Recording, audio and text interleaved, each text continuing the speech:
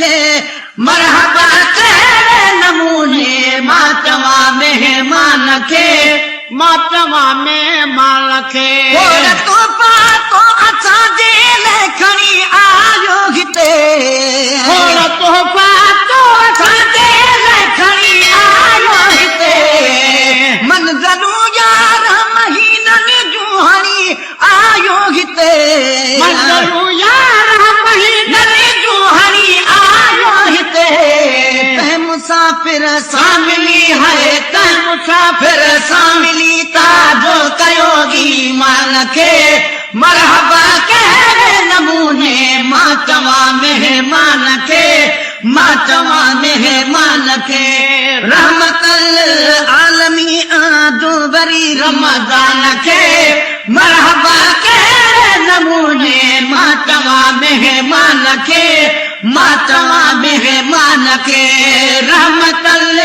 आलमी आदो वरी रमज़ान खे मरहबा कहिड़े नमूने मां चवां मेहमान खे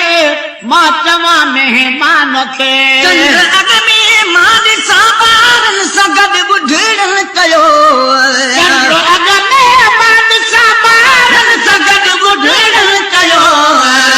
जिते आवाज़ मुस्लिम क़ौम जे कन ते पियो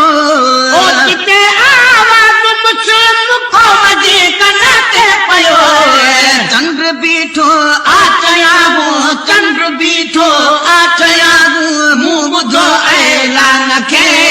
मरहबा कहिड़े नमूने मां चवां मेहमान खे मां चवां मेहमान खे रहमतल आलमी आदो वरी रमज़ान खे मरहबा कहिड़े नमूने मां चवां मेहमान खे मां चवां मेहमान खे मोमिननि खे अर्ज़ आ अॼु मस्जिदूं सींगारियो मोमिननि खे अर्ज़ आ अॼु मस्जिदूं सींगारियो हाफ़िज़नि खे हार पाराए अॻियां बीहारियो हाफ़िज़नि खे हार पाराए अॻियां बीहारियो कन शुरू अल्लाह हमद खां है कन शुरू अल्लाह हमद खां ठाहे पढ़नि क़ुर्आन खे मरहबा कहिड़े नमूने मां चवां मेहमान खे मां चवां मेहमान खे रहमतल आलमी आदो वरी रमज़ान खे मरहबा कहिड़े नमूने मां चवां मेहमान खे मां चवां मेहमान खे रहमतल आलमी आदो वरी रमज़ान खे मरहबा कहिड़े नमूने मां चवां मेहमान खे मां चवां मेहमान खे मुंहिंजा भाव मूर न हिन महीने में कजां मुंहिंजा भाव मूर न हिन महीने में कजां लागी तूं निंडूं प्यारे मदीने में कजां लागी तूं निंडूं प्यारे मदीने में कजां ख़ुद मोहम्मद मीर चौधरी ख़ुद मोहम्मद मीर चौधरी जस आतो जवान खे मरहबा कहिड़े नमूने मां चवां मेहमान खे मां चवां मेहमान खे रहमतल आलमी आदो वरी रमज़ान खे